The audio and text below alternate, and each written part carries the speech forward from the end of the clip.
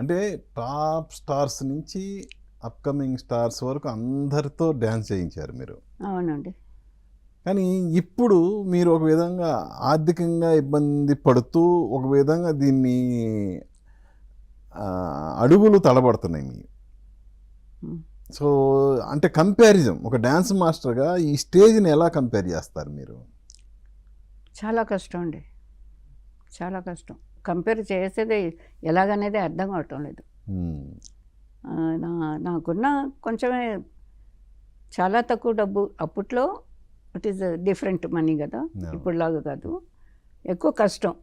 యూనియన్లో ఒక డేట్ కూడా లేదు, ఇన్ని రోజులే ఈ పాట, ఒక పాటకి ఇన్ని రోజులు అనేది డేట్ లేదు అప్పుడు.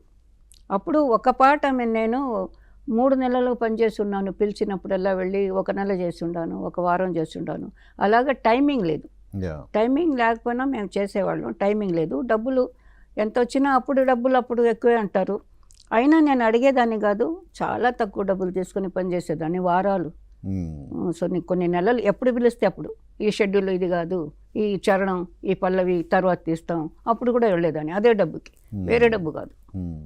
సో మనీ మాట్లాడడం ఒక హోల్డ్ లేదు నాకు యాక్చువల్గా. ఒక చిన్న ఇది చెప్పేయాలి ఈ మధ్యలో.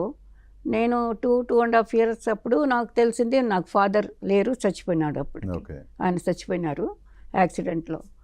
అప్పుడు నాకు ఫాదర్ లేరు, నాకు బ్రదర్సు లేరు. మేము 3 సిస్టర్స్.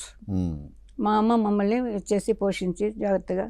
నాకు ఈ పిచ్చి బయటకు వచ్చింది చిన్నప్పుడే. అది ఆవిడ గ్రహించి మిగతా వాళ్ళు చెప్పి డాన్స్ నేర్పించడం అలా జరిగింది. నేను వచ్చాను. సో నాకు గైడెన్స్ లేరండి. గైడెన్స్ లేరు మెయిన్గా. ఈ మధ్య నాకు అది తెలిసింది, నాకెవరు లేరు, గైడెన్స్ లేరు.